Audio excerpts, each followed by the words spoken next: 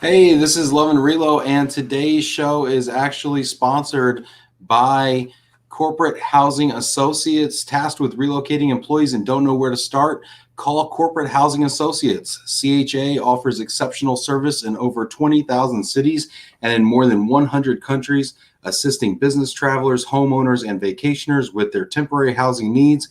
Because your convenience and comfort are CHA's top priority, our furnished apartments come with everything you need for a relaxed and enjoyable stay. CHA accommodates everyone in the family, and that includes pets. On today's show, we have Jamie Maslar from Corporate Housing Associates, our sponsor. Jamie, how are you doing today? I'm doing great. Sorry about the little glitch. I've got Macintoshes, the top of the line, but apparently they don't like Chrome. Anything worth doing is worth waiting for, Jamie, and it's all good. We're here now. Thank you for being here. Where in the world are you coming to us from, Jamie? I'm in South Haven, Mississippi, about 15 minutes south of Memphis. I've been here for about 8 years. Are you always have you always been a Mississippian? No, I was born in New York, moved to Pennsylvania. Where in New York, Jamie? Upstate in Binghamton. I lived there. Yeah, I've got a huge extended family there. They're probably freezing right now, which I'm warm in sunny Mississippi. I'm also a New Yorker. People from New York City will say I'm from upstate, White Plains, New York. I almost went to SUNY Binghamton. I believe that's a Bearcat. Yeah, it sure is. Go Bearcats! But actually, I'm a Dane, Albany, SUNY Albany. But so you started in upstate New York, but then you relocated yourself. It sounds like. Well, actually, my mom remarried to a Navy officer, and we got moved to Warminster, Pennsylvania, about 45 minutes outside of Philadelphia. Okay. Was that your first? That was your first exposure to relocation. Just loved it and said, "I'm going to do this for the rest of my life." Well, I was in the third grade when we moved to Pennsylvania. Luckily, we were restationed there 2 times, which is kind of unheard of. So I lived there about 8 years, and then we were transferred to Memphis. There's a big Navy base in NAS Millington outside of the suburbs of Memphis, which is kind of funny that you have a Navy base in the middle of the country, but that's where they train all the fighter pilots. Yeah. If you're watching us on LinkedIn right now or on Facebook, please go ahead and check in. Love to give you guys some shout outs. Let me know where you're coming to us from, what company you're with, where in the world and what in the weather you're experiencing out there. Let me know. We do have Shabina Awan checking in. I've been looking forward to seeing Jamie. Hey, Shabina, how you doing? I'm glad you're joining us. Yeah, you got some fans already in there. Hey, Shabina, hit that like button for us. Welcome everybody else to the party. We did start a little later today, so hopefully on a Friday people aren't already, out there at happy hour already having a few. I was gonna say Love and Relo happy hour. I know there's a bunch of gents in the UK right now that are probably at the pubs watching us on their phone. They are. We got Ryan Beal out there in Florida. Hey guys. Hopefully Rory will be joining us. I don't want to break his streak. Oh yeah, Rory, yeah, right. I don't want to be the streak breaker. Yeah. I love it. So you grew up, kind of talking about moving and stuff, as a kid and everything. But how did you find your way into global mobility? Well, actually, you know what? Before we go into how did you find your way into global mobility, I always like to also really quick let people know kind of like, okay, what is it you do now currently? And give me just a really quick snippet of your company, and then we'll go back and talk about how you got into the business. Absolutely. I work for Corporate Housing Associates. I handle all of our international temporary housing. I've kind of spread our network to a full global capacity. I've been handling international for 20 years now with a relocation background. So mostly I work for RMCs, but I pretty much handled the whole entire globe for the past 20 years and have friends all over the world and management companies and networks that I work with. Okay. And then so how did you get into relocation before you became, Jamie Maslar, global temp housing expert? How did you get in? Well, when I wanted to go into computer science actually, but I went to college on a football scholarship and realized that there was not much lab time that I could have, with practice and working out and such. So when I left, when I went into management information systems to kind of stay in the computer field. And when I left college, I realized that all the computer programs that I just learned, COBOL, Pascal, Lotus 123 was becoming a different program. Word Perfect was becoming Word. All these programs were changing right after I got done learning them in college. So I decided to go into real estate. I've always been fascinated by real estate. I got my real estate license when I was 22. I sold for a year. Realized my sphere of influence was quite small. You know what they always tell you when you're like day one as a realtor? They're like, all right, you're a realtor, call your sphere of influence. And like, they're like, make a list of everybody you know. And you're like, okay, I know like Tommy and Joanne. And you're like, Tommy, you selling a house, buying a house? No? Okay, great. Well, now what do I do? Well, at 22, all my friends were, they were going into apartments, and it was kind of tough. I did that for a year, and then I decided to kind of switch gears a little bit and go into new home sales. Okay. Not realizing that the newest kids on the block are going to get put in kind of the worst subdivisions with almost sold out inventory. And so after that, I went to work for a property management group here in the Mid-South. I worked there leasing homes all over Memphis, and then primacy relocation. A lot of the people from this property management group are going over to primacy relocation. I and a couple others interviewed and went to work there, and we were tasked with creating an in-house corporate housing company for the 4th largest relocation company in the world. It was quite successful. I was there during their big boom. Well, I want to stop here because first of all, for people that don't know primacy, like where did primacy go? Back it into it. There. Well, primacy relocation was actually bought out by Cardis, who is just now bought out by Serva. So they're going through the pains. But after growing a corporate housing department for 7 years, so early on I decided to go into international housing because we had all these in-house requests. You didn't have to go look for the business because it was all in-house. So I started handling their international temporary housing all over the world, and started out with Beijing on the first request, and it took off, and it was quite successful. And I got to ask you, Jamie, because I wouldn't know where to begin. If somebody comes in a requisition hits your desk for an apartment in Beijing, what do you do? What year is this, and what do you do? Well, this was 20 years ago. So, back then they had mainstream apartments and management companies that worked certain areas that were trusted. And, and I met with those companies, realized they were good inventory, kind of like your Ascot Fraser. Everything has multiplied since then. But, they were kind of our mainstay to begin with. And then it was just reaching out and working with really reputable management companies that were there on site, because doing things over the phone is kind of risky. You really need someone that's there, knows the area, you can trust and work with, and it's going to meet your transferee when they arrive. Show them all the ins and outs of the area. Show them where the grocery stores are, how to get around. That's kind of how I started, and then it just built from there. So this is kind of fascinating to me because I know a fair amount about temp housing in the U.S. I know a lot of the players. We just had Jen Breen on. Some good companies here in the U.S. I don't know anything about temp housing overseas, and I mean that's a real conundrum for me, and I imagine it's for a lot of your clients. I mean, what are some of the things people absolutely need to know before they're considering temp housing for assignees overseas? Well, one thing, just for instance, if they should be going to Hong Kong, but now Hong Kong is probably the most expensive destination for temporary housing, but they're a lot smaller units. So, we get give me an idea real quick. You say most expensive, so I've lived in New York. I mean, we had somebody on for San Francisco yesterday. Like, what are we talking about? Give us some idea of scale here.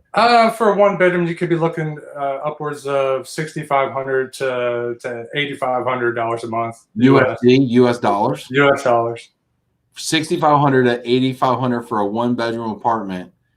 Trying to do the math quick on what that is a year. And Man, I thought my mortgage was high. I mean, that's like insane. Yeah, it's pretty ridiculous, but it's kind of the norm over there, and there's a Is lack. everybody over there making like 6 figures and up? I mean, how do you even, or like 3 people staying in a 1 bedroom? Like how, or is that just because it's furnished? It's that expensive. Well, it's that expensive because it's furnished and all inclusive, all utilities, cable, phone, internet, maid service, everything's all inclusive. Now the differences of a unit in Hong Kong versus the U.S., you're barely getting any square footage. I mean, you could be looking at 325 square feet to 500 square feet for those costs, and then the unit may not even have a washer dryer. Some have kitchenettes. I've even seen some serviced apartments, which was beyond me, that didn't even have kitchens at all.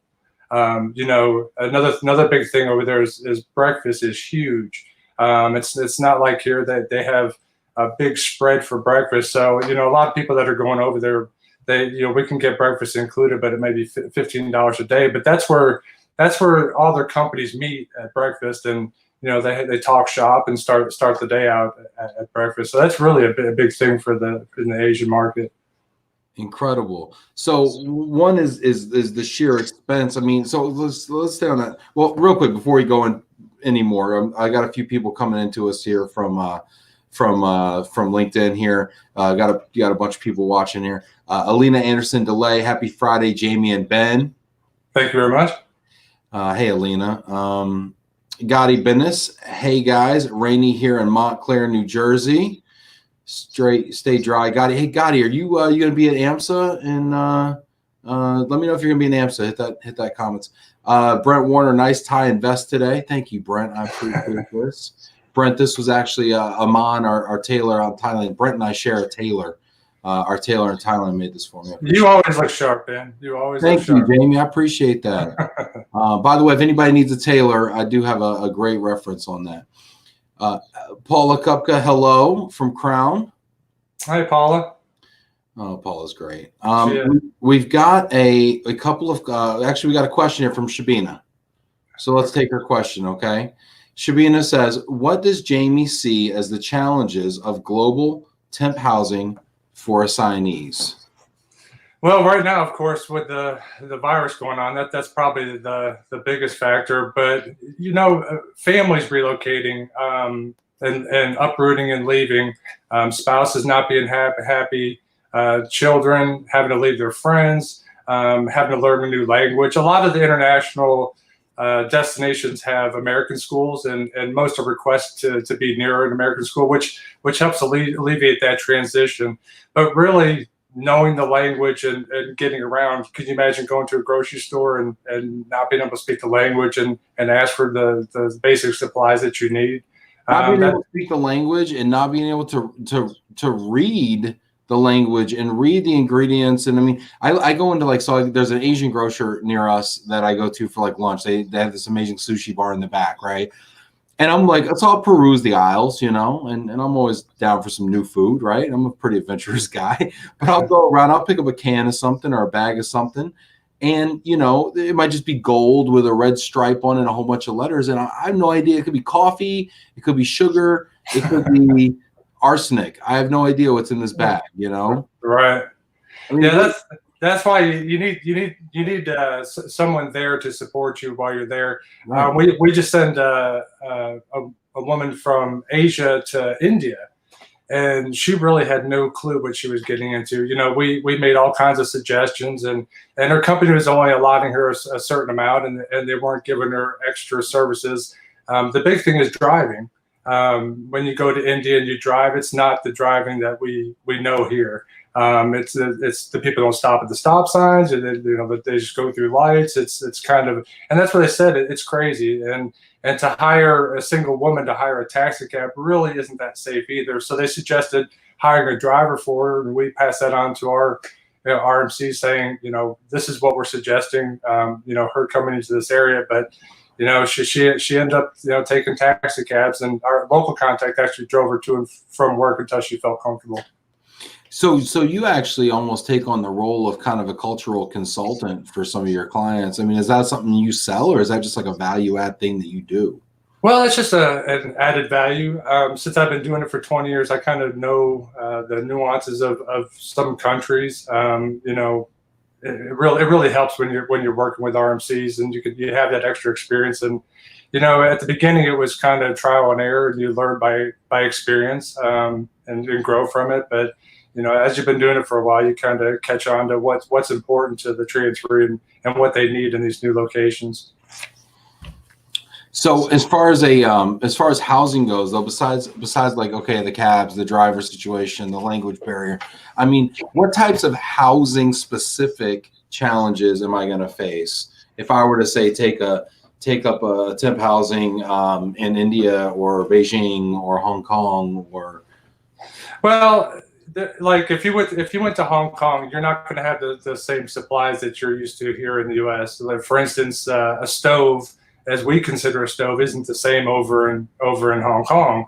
They have microwaves that do dual cooking, and that's kind of what they work with. Plus, you're not going to get American TV unless you have Apple TV or Netflix. And we actually had a large group, government group, go over to Okinawa.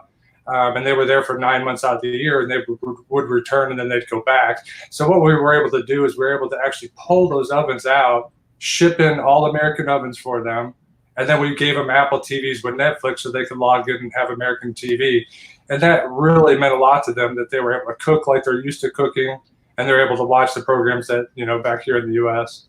Dude, if I cook, right? I cook, right? I don't cook as much as I used to, but I do like to cook.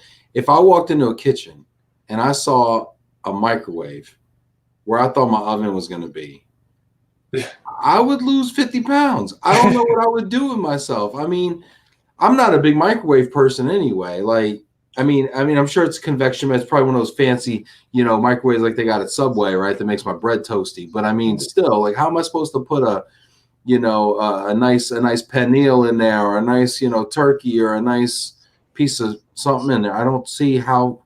I mean, that's got to be a major culture shock thing. Like, that's something I wouldn't even consider. Like, language, yeah, I get that, but the oven, I mean, that's so basic to me. I wouldn't even consider that would be something that wouldn't be present for me. Well, and a lot of them have, they have the all-in-one washer dryers where, we have a washer and a dryer. They have one unit that washes and dries. And a lot of locations in Europe, the buildings aren't vented for dryers, so they may have a washer, but then you have to hang your clothes. And these are little things that, if you've been in the business long enough, you can relate to your transferee that, yes, it does have a washer, but you're going to have to dry your clothes, and that's just how they handle. Another is air conditioning. Over in Europe, France, they just went up to 94 degrees this past year, and they were dying. We've had, two $20,000 a month apartments over there that have window units. So their standard AC is not a norm for Europe and a lot of the different areas across the MEA. We talk about things like failed assignments and things like that, and I gotta think the quality of these accommodations over there has to be one of the things that wears on assignees the most. Like, it really depends on where you're going, because if you go to Dubai or somewhere like that, it's incredible. I mean, you're put up into a very large one bedroom that's probably 1,200 square feet, has a washer dryer in there, and it's like a castle over there. Everything they have is new construction, and it's just absolutely gorgeous. But then, as you go to other areas, you may go to Bangalore or Mumbai, and they have an apartment where you're sharing a kitchen. Now, we don't offer that, to our transferees, but you just have to know that, some of the properties that they offer have shared kitchens. So that's the first thing I'll say. No shared anything. But if you don't know that, you could mistakenly put your transferee in somewhere where, it's the kitchen you're sharing with 15 other people. It's funny. So I use my stove, right? I probably use my stove. My family uses our stove probably for an hour or two a day. So, I mean, the concept of sharing it, logically, yeah, sure, why not? You're only using it for an hour or two a day. just like my car I use for an hour or two a day, but I wouldn't share that either. So it's like a very deeply personal thing, you know, and the concept of shared spaces like that is just something you see it on TV, right? But you don't. But here we would never live like that. No, it's quite a culture shock for some people, and if they're not aware of it, you know, the one thing that I've learned over the years is that we're the first stop for a transfer going into a new location. We're their very first experience they're going to have. When they walk into their apartment, that's their first experience. You know, if it's a bad experience, then they've started out on the wrong foot, and when they go to work in the morning, you know, they have a bad taste, and they're already started off on a bad foot. So, you know, we understand that we're their first presence there. You know, we're their first thing they're going to experience in this new location. Well, I mean, you know, forget bad taste. They're already on Indeed looking for a job that gets them back home. Right. You know? I mean, you don't want that, you know, and you're talking about 9 months, a year, several years over there. I mean, you got to really, I mean, the accommodations, I never really considered that, but I got to imagine that's got to be probably one of the biggest factors of all.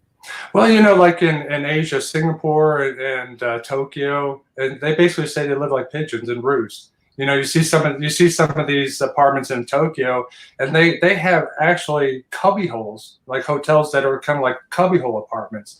It's almost like the vending machine cars. Actually, you have to go up a ladder to get in your little hole. Like Carvana, yeah, exactly, exactly. Oh my gosh, you're giving me agita, Jamie. I'm not kidding.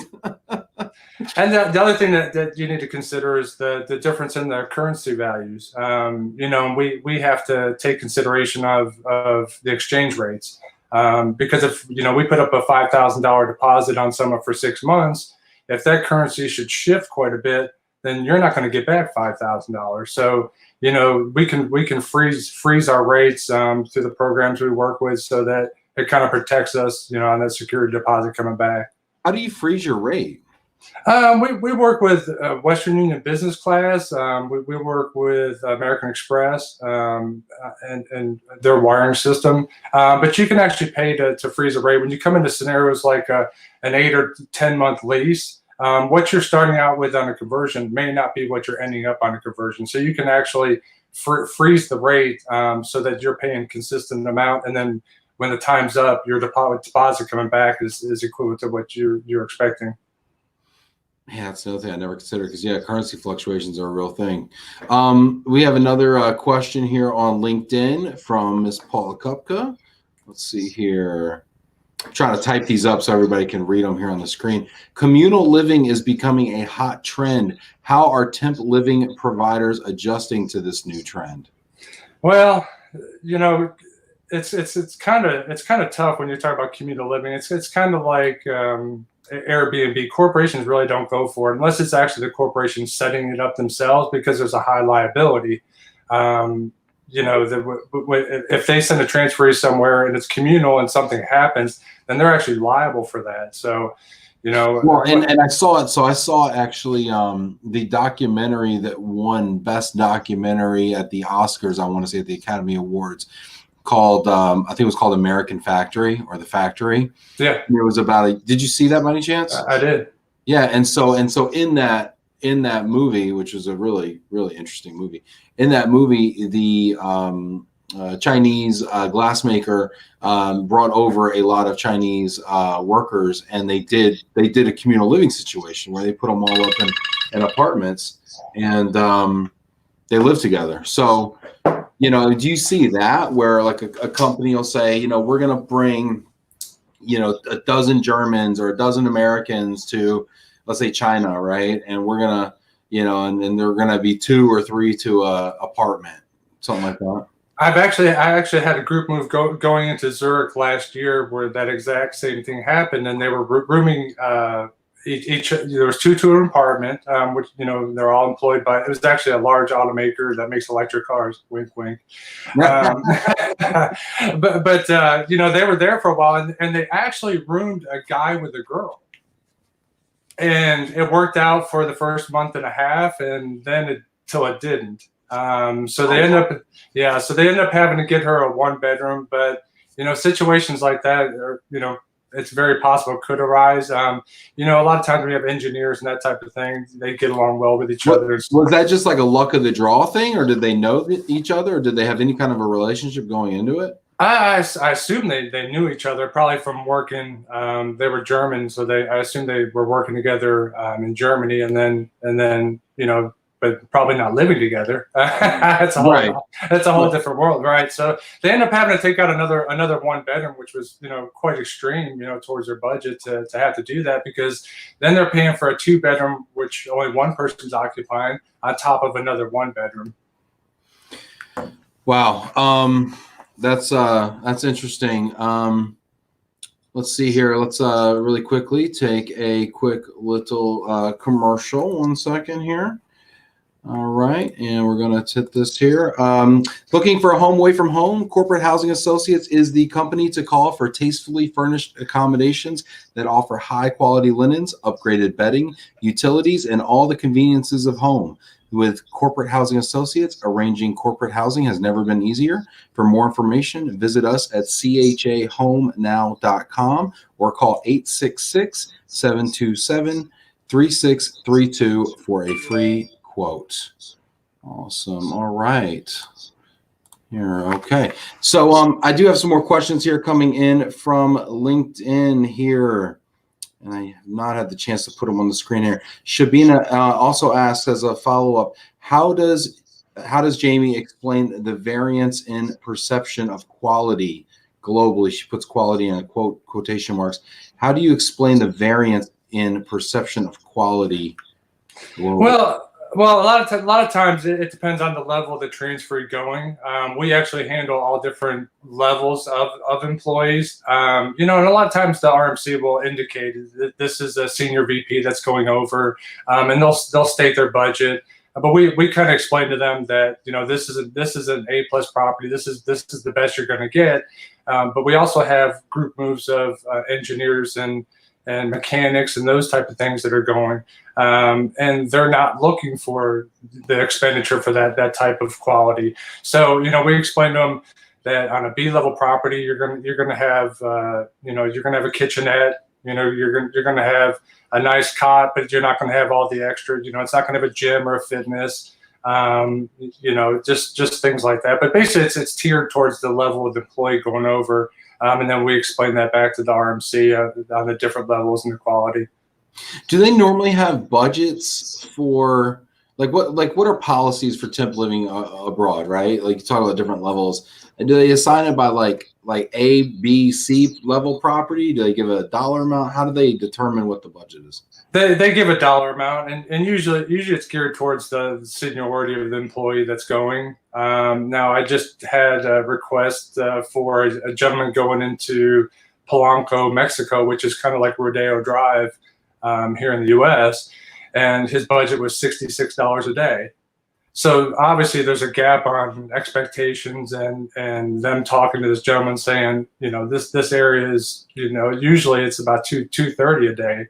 But we were able to find something for 120, you know, whether he wants to take that or not. And they wanted a welcome basket for $66 a day, you know. So not a daily welcome basket, right? Yeah, exactly. And, you know, there's a certain level that we won't go under. I mean, you know, it can be dangerous. You know, some of these areas, you know, if you're going down to that level of budget, you could be putting your transfer at risk. And we're just not willing to do that. Safety is always the number one concern for our residents, always. Do you ever have requests, like, or is this a service that you've ever heard of being offered where they do grocery shopping, you know, on a weekly basis for a transferee? Yeah, we offer that service in a lot of different locations. You're talking about where we actually shop for them and bring the items back? Yes. Yeah, we actually do that in a lot of places. We have Asians that come in that we'll set them up with Asian packages. You know, the rice cooker, a wok, you know, steamer, and all those. So a lot of times we can work a la carte, you know, towards the different variances of the person coming in. Yeah, that's interesting. Like packages by the region which the transferee comes from, because they're used to my point about the stove versus the deluxe microwave or the rice cooker or whatever. You're used to having different appliances, right? And so you wouldn't even know what to do without a, yeah. Oh, absolutely. And trust me, you'll find out the difference between a rice cooker and a rice steamer real fast. If they ask for one, you get the wrong one. A rice cooker and a rice steamer. Well, the rice steamer actually has a cup that steams the rice. It's almost like a wok box or a wooden box, bamboo box. Oh yeah. And then the cooker is actually like a metal cooker that cooks the rice. So like the steamer keeps it warm for like time. Yeah. Cooking it. Right. All right. It's similar. I always learn something here. Shabina makes a comment. Paula, cost of living is increasing in EMEA too. Gadi Binness, yes. Stephen Meyer, I guess, okay, so Gadi's going to AMSA, visit us, booth 612. Cool, see you there, Gadi. Stephen Meyer, Arpin driver, Alexandria, Virginia. Stay safe out there, Stephen. Gadi asked a question here. I like Gadi. Yeah, he asked a question. He says, Jamie, how does insurance work with temp housing? Is the transferee covered for slip and fall risks, furniture damages, etc.? That's a very good question. Now we have like a $1 million insurance policy on like slip and falls, that type of thing. Their own personal belongings, they need to take out renter's insurance. When we have a transfer going somewhere, we have leases that they sign, electronic documents which explain, we're not covering your own personal belongings. We suggest that you get renter's insurance, and sometimes their homeowner's policy will cover that as well for a short period. The homeowner, but is that a common that, okay, like let's say Chinese come over or German come over to the U.S., let's say, right? Do they have the same types of insurance structures where?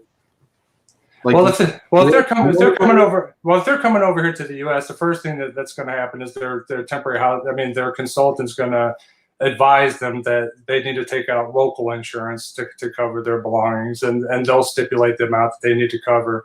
But we always suggest that to all of our occupants, that they take out renter's insurance or check with their homeowners to see if it's covered there. Because we have had fires. In the 20 years I've been handling, I've had a couple fires. Had all kinds of situations happen. Bed bugs. I've only had to go over that twice, thank goodness, in 20 years.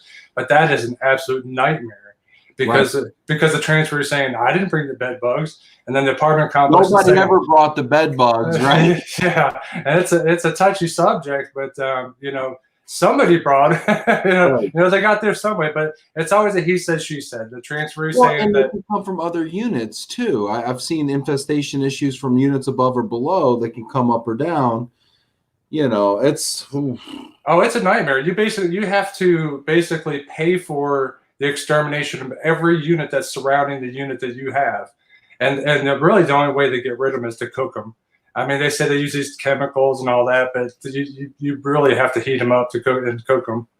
Like the furniture suppliers, when they come and they know there's bed bugs, it's the first thing they do is they'll wrap that thing in plastic, take it to the warehouse, and put it in an oven. Oh my gosh, that is wild. Yeah, I mean, as a mover, I mean, we encounter this, occasionally from time to time. Bed bugs, just like mold. I mean, once you put it on the truck. Right, so we have trucks. We run trucks that hold 36,000 pounds of household goods. Right, when full. Right. And God forbid you bring a couch on there that's got an infestation, or you bring a couch that's got mold on it, or maybe it was just damp. Maybe it was raining and it was damp coming in, and you stick it on the truck and you close the door and you take a trip for 5 days and heat builds up or whatever. Forget about it, man. And then you got a situation where you got potential contamination in the whole.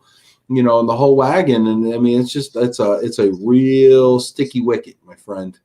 Yeah, it doesn't go over too well with your client either. You can explain to them that the apartment was inspected, there was nothing there, because that's always the first thing that I do when I stay at a hotel. I'll peel back the top covers of the sheets, look at the back of the mattress to see if there's anything, because they always get in the little creases there. But it's heart-wrenching to see a family that's either son or daughter, has these marks all over them where they've been being eaten in the middle of the night, and it's it's unfortunate. It's an unfortunate. I've only had to handle it twice, thank goodness, in 20 years. But those things come up. Traveling on the air, you're sharing your baggage overheads and baggage in the cargo of the plane. And a lot of times I had one jump off of my luggage when I stepped in a hotel one time.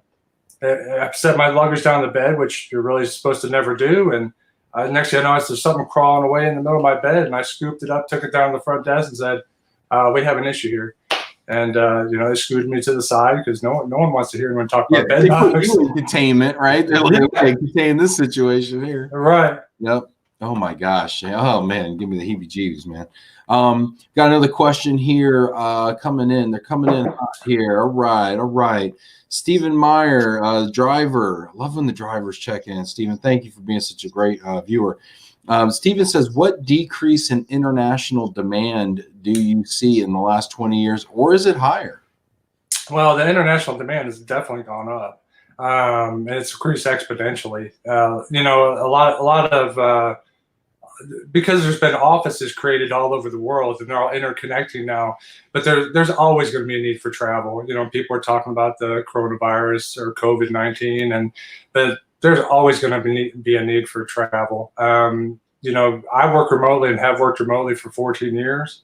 That actually benefits me because I work on the time zones of the countries that I'm handling housing for. I learned early on that really you don't want to email someone and go to bed and hope to get the results that you're expecting in the morning.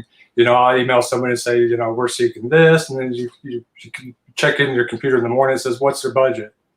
And you're expecting to have an option. But I've kind of learned, I'll be up at 1 o'clock in the morning working on Asia, about 6 o'clock in the afternoon for Australia. So I kind of in my head have the different time zones mapped out. So I kind of know when requests come in, when I'm going to need to be working. But you get used to it. Well, you're seeing an increase, and that's what I think Zara Nudgem, immigration attorney, was on, and she was also seeing an increase as well. She cited a statistic about what I think. Gosh, I'm about to blow this, but I think it was like 80 million people are working outside of their home country at this time in the world or something. It was some big statistic like that. And well, it benefits a transferee when they're willing to move for their company. If they take a 2-year assignment over to Germany or Australia, it really looks highly on them that they're willing to do that for the company. So a lot of times, the people who are willing to travel and go to these other offices to work go up the chain a lot faster than the people who aren't willing to do it. Well, and a lot of companies make that their talent strategy, where they put a rotation in, right? And every 9 months you're somewhere else until you basically learned every aspect of the job. I remember I used to do a lot of work for GE, and every 9 months they're putting these people on a rotation. A lot of them staying in places like you have, Jamie, and they don't move a ton of stuff, but they're learning everything from marketing operations to, just general management or whatever. And then by the time they're 35, they're ready to be a vice president or senior vice president, So it's definitely increasing. I think from a U.S. domestic mobility, we look at these statistics in the real estate arena that have been published, and they're saying that people are moving less and less here in the United States, but I think globally the trend is the opposite. Would you agree?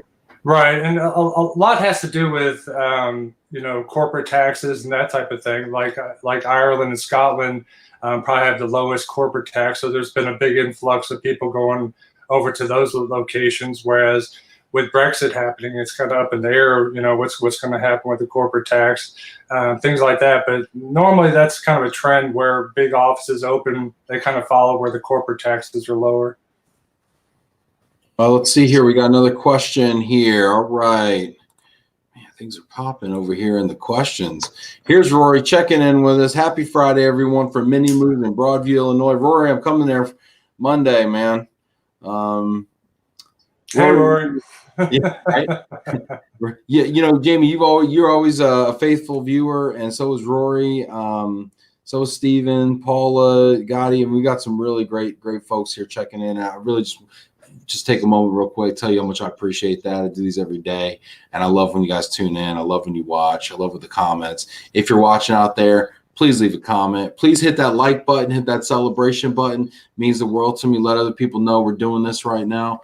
Obviously, this is always available on YouTube and Facebook afterwards, but it's always more fun when it's live.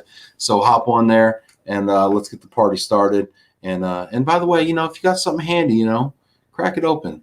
You know. Anyway, Roy Ramirez says, has your business slowed down due to the coronavirus? Has it affected the communal living? So kind of two questions, and let's really focus on the coronavirus one because we're you know so topical right now. I mean, are you seeing an immediate impact right now to business? Well, yeah, it's slowed down a little bit. I think the international assignments are kind of up in the air right now. What we're seeing is a lot of to be determined. A lot of people are looking for availability for certain dates, which are available to change. We might get a request for June 1st, but then it says the start date might change. I just had one last night for Macau, China. As a matter of fact, it was for June 1st, but it was to be determined if that might be moved back. Right now, it's still not the start of relo season. April 1st is notoriously the start of relo season. We're getting a lot of North America moves, Mexico, Canada. You know, we do handle some like to Germany, but as far as Asia right now, that's kind of on hold. Now I know I've read a lot of things where the Asians are saying, you know, business as usual, we're up and working, but in our industry, it's kind of hard to fully operate when people can't go into buildings if they're not a resident. You know, so they really have to convince the government that, you know, they have to have some intermediary speak to them to allow them to go in there, as well as the movers to move them in there. Into the buildings, you mean apartment buildings? Yes. Yeah. So they can't go in there unless they're a resident. You mean like a country resident or a resident of that building? Resident of that building.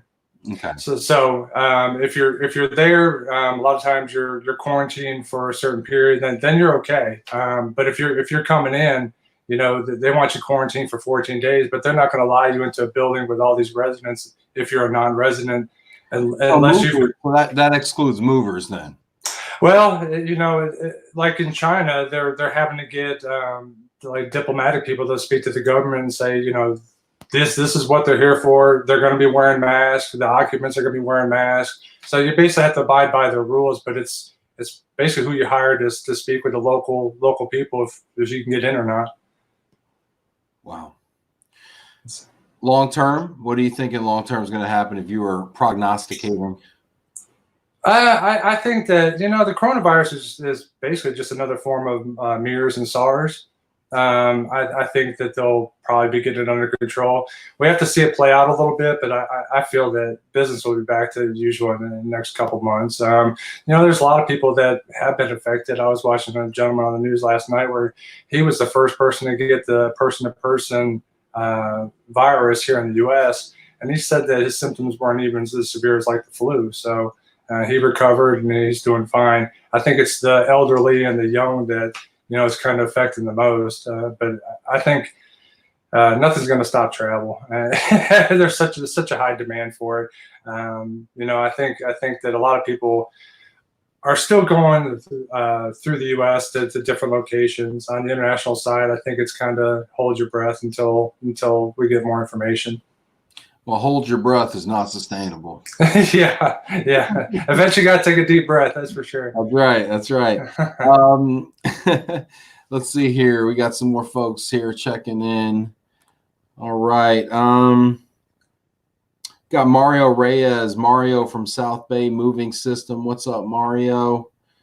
Gadi Binness, Jamie, I see a new program coming your way from us. I'll touch base with you later. So if you don't know, Gadi's Binness is insurance, and he's always looking for a way. I'm going to speak for the man right now, but I've known him for a while, and I've actually done business with him. But he does like to sell policies, like kind of pay by the drink. So it could be an option for renters, you know. Yeah, I talked to Gadi on LinkedIn quite a bit. He networks pretty well. He really does. And he's got a great name, Gadi Binness. It's just like, let's do it. Hosea Botley. Hey, Hosea, coming to us from Seattle, Washington, living in a bubble right now.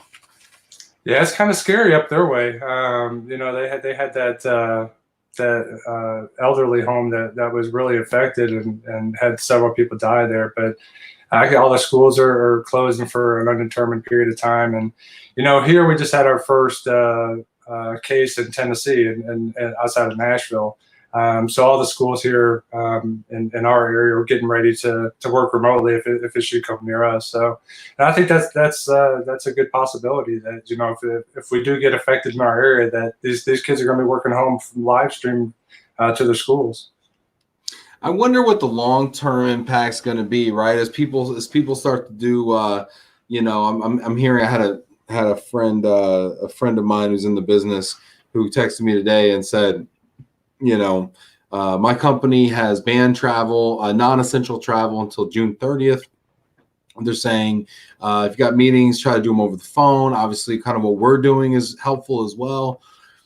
As people are forced into this type of an idea, right?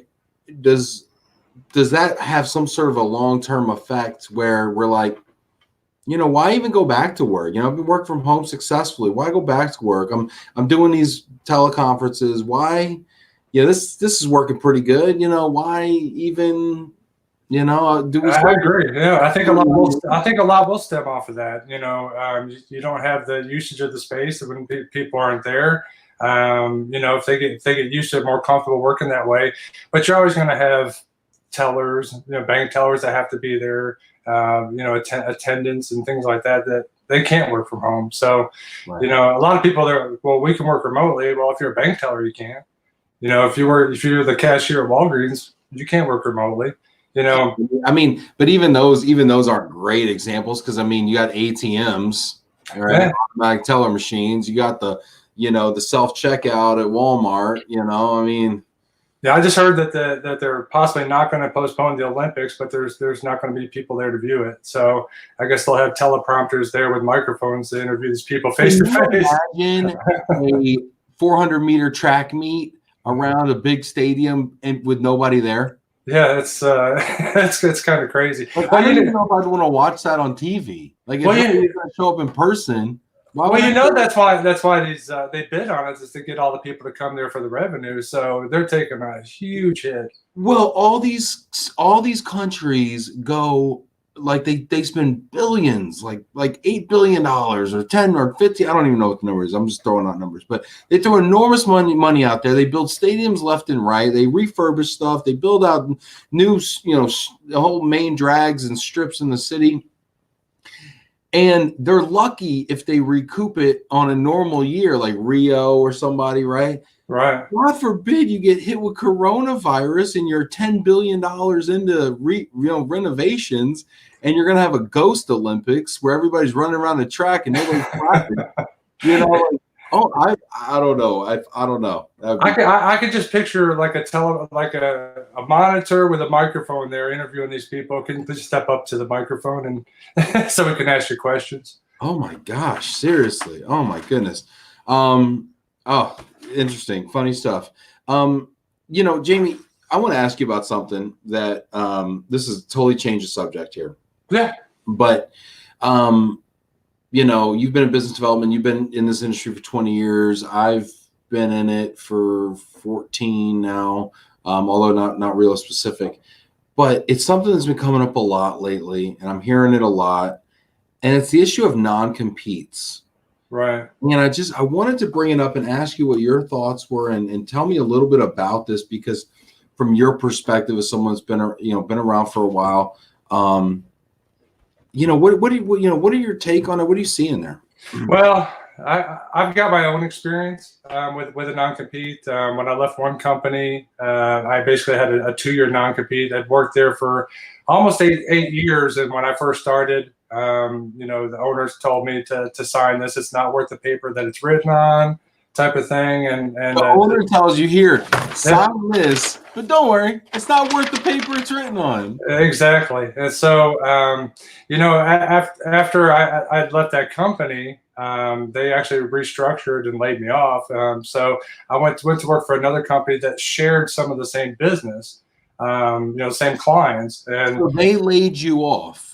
The employer that said it's not worth the paper it's written on. Yes. And then what happened? And then I went to work for another company that shared some of the same clients that they did. And when I reached out to one of them, they caught wind of it, and they sued me. And I ended up having to travel out of state 2 times, get an attorney, go there. And because the proceedings are always in the state of the company's headquarters, not where. Yeah, exactly. So I hear a lot of people saying, "Oh, it's not worth the paper it's written on." They can't keep you from doing your livelihood, from supporting your family. But I'll tell you what, when you're standing there in front of a judge, and the judge I just so happened to get was, our attorney said she was a flake, which she kind of appeared to be, but it could have went either way. So, the judge said, I suggest you guys work this out. So we agreed. There was a certain amount of clients that I signed off on that I couldn't contact for 2 years, or I could have went through the process. But if I lost, I would have had to pay $15,000 there on the spot, and then I've been banned from this industry for the remainder of the 2 years. So I wasn't willing to take that gamble. I support my wife and my son at the time, and I just couldn't do that. But after the agreement was signed, then I became damaged goods, and I was pretty much told to my face, "You are now damaged goods," which is not a good, it's not a pretty thing to hear after you've been working so hard for that period of time. And as time went on, really tough for you. That must have been a tough time for you. Yeah, it almost broke me.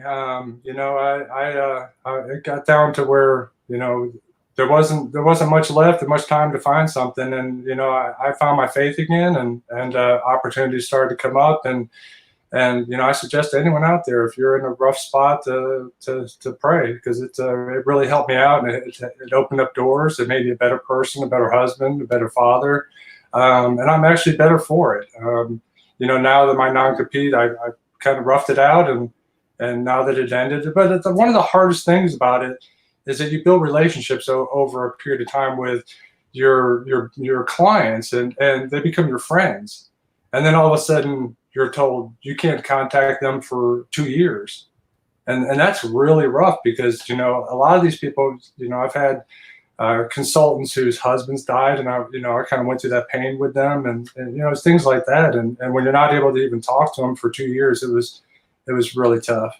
When you reached out to them after the 2 years, what was that conversation like? I mean, was it same old, or had things changed? Had other people kind of come in? I mean, what was that like? Well, on a personal level, it was same old, same old. We picked back up to where we left off, and because when I meet someone, I'm friends with somebody for life. So I kind of explained the situation, and I reconnected with a lot of people. On a business level, it was difficult getting back into it, because things changed in 2 years. Some of your contacts up on the higher level have changed. I know a lot of the higher management, and after 2 years, sometimes it's hard to get back in with those clients. But you did. You built your business back up. You're at Corporate Housing Associates now. I take it things are going well for you, right? Yeah, they're going great. So, yeah, I went to work for an owner that's really compassionate. She loves her employees. She understands the business through and through. So she understood it was going to take a little bit of time to build an international department. But I tell you, when I started booking in country by country all over the world, it really, it gave them faith in me, which just made me work that much harder. Our owner actually takes people to Europe each year so they can experience what it's like to go to a different country, not speak the language, and go through what our transferees go through when they land there. So yeah, I love the people that I work with, and our owner is just fantastic. That's awesome. That's really great. We talked a little bit about going to a new country if you're a transferee, and getting an apartment over there, and how important that is. What else about culture have you experienced, in just being sensitive to cultures, and how to understand them best for those of us who might have been kind of monocultural, for most of our lives? That's a very good question, because there are cultural differences, and there's a lot of differences in culture and business. For instance, if you were American going to Luxembourg, you can't just call up the phone and say, I want to lease an apartment. This was our initial experience. We had a group move going there. We said, we have the money, we have the backing. We want to cut a deal with you. We're going to take out these year leases, but it doesn't work like that. You have to have someone local kind of introduce you to these property manager or management companies. Sit down with them. It's kind of become friends before business type of deal. Now, another here in Central or South America, they're more than willing to work with you. A lot of times, if you have a quick move in, they might even say, here's the invoice, you can pay us next week. That type of thing. So there's a whole bunch of different variances. When you go to South America again, for instance, if you have a problem, you don't want to address it head on with them. I was young and I had a problem. Tell me this story, because I'm going to say, well, how do you address it if you don't address it head on? You like make them guess. Okay, I got a problem with you. Guess what it is. Well, I tell you what. Early on in my career, I had a situation in Brazil where we extended a transferee in his apartment, and we wire transferred the funds, unbeknownst that the government held up the funds before they needed more information for the wire transfer to go through, and what ended up happening is they locked our transferee out of his apartment. So we had to hire an attorney to go in between. I was just actually at my first global mobility, my GWS in Seattle when that happened. And I met some people there who were attorneys, and it ended up costing about $24,000 to negotiate with the owner to get his stuff back. And basically when he showed up, I'm on the phone going, we need to fix this. The funds we've sent, but they're being held up by the government, trying to explain it. And it just didn't work. So we had to go the legal route, and it was a costly thing. So that was very early on in my career, but we took it as a learning lesson, and then we took steps to make sure that never happened again. Well, I was going to say, what would you do differently if you could do it over again? What would you have done differently? Well, as time went by, there's more reputable management companies that we work with, and you have to just vet them better. There's procedures that we go through now that we look at their background, make sure that they're on the up and up, that they can handle that type of business. Because the last thing we ever want to do is put a transferee in that type of situation. It seems like relationships are so valuable, though, in that situation, because if you know the person on the other end of the phone, like if you have a personal relationship, and maybe that's where that Luxembourg point of view comes in, right? But if you have that relationship with them and you're like, listen, trust me, it's not me, it's this, here's the proof, I'm good for it. How long have I known you for? I mean, these are kinds of things I tell people, right? Like, come on, how long have we known each other, Right. And when one of your clients is being locked out, it's hard to remain as calm as you probably should. Mm-hmm. And that is definitely not the way you want to approach. You call them up and you go, what the hell happened here? Why did he, they'll stop taking your calls. And then what do you do? You got no lifeline. You got no line into the situation. Right. Yeah. I've been in that situation where, you got somebody that's like one sideways comment away from slamming that phone down and not taking your call anymore. And you got to just back it up and you got to say, hey, how you doing today? Exactly. The top, you know what I mean? Yeah. But so if relationships are so key, because when you're doing business all over the world and relationships are all you have, how do you build those relationships and that supply chain in Brazil, in Luxembourg, in China, in Hong Kong? Like, do you travel a lot? Like, do you meet these people at conferences? Like, how do you build those meaningful relationships where you have trust that you can do that kind of business?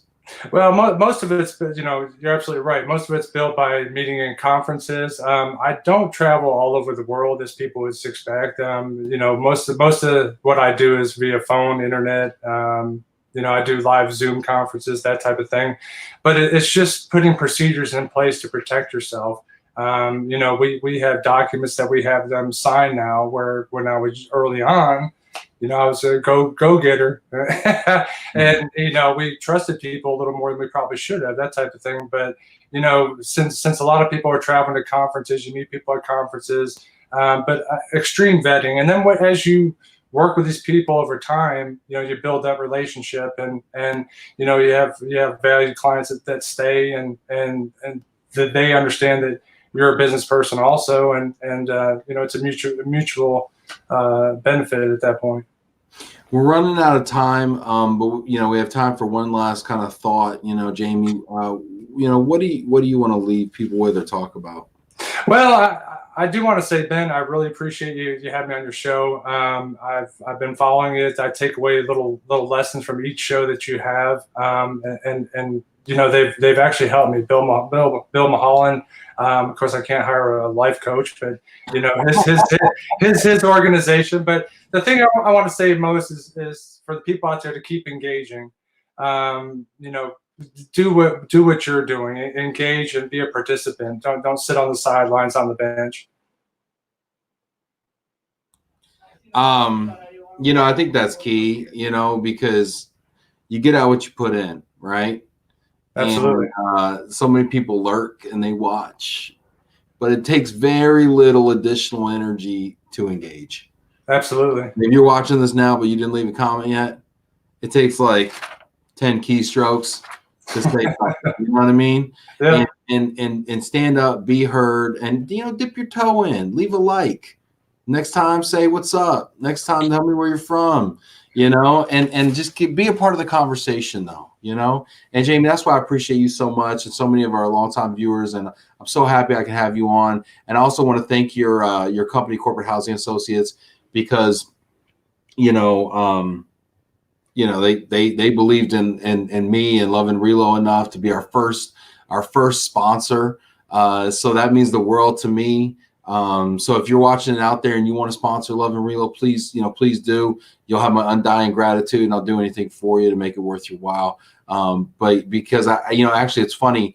One of our guests from previous week, she came on. We did an episode, and she just told me today, she's like, I just got a client called me and added me through their RMC and directed business to me.